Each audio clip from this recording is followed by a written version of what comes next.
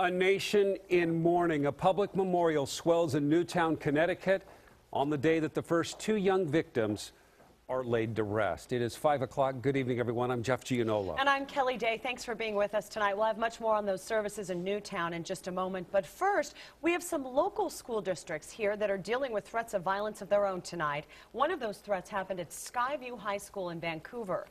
Students say that threat spread fast on social media over the weekend. Police did investigate the threat and they found it was not credible. Still, they sent parents robocalls or they emailed or texted them over the weekend.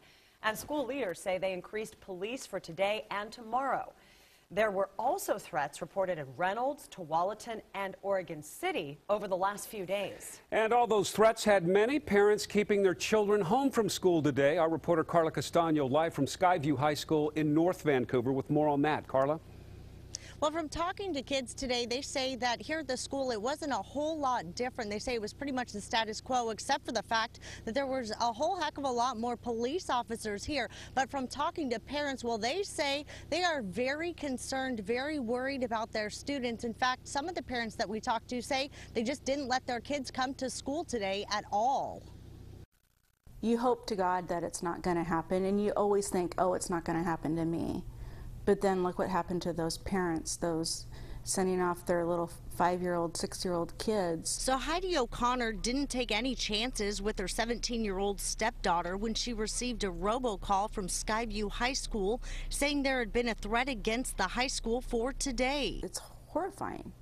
So why would I take that chance to send my child to a school that has a threat? Reynolds High School also sent out 2,600 robocalls this morning after a similar threat circulated over Facebook and Twitter over the weekend. But also just orally, student to student and student to adult, really expressing concern and fear, which I think everyone understands where that's coming from in light of the events of the last week. But students are less likely to be hurt at schools than elsewhere, according to the Center on Juvenile and Criminal Justice, which points out that the rate of serious violent crime at schools is 4 per 1,000 students compared to a rate of 8 per 1,000 away from school.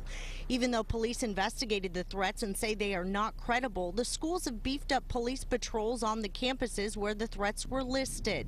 Regardless, the school districts say they fielded numerous calls from concerned parents, and many have chosen just to keep their kids at home for the day. I'm not willing to take the chance.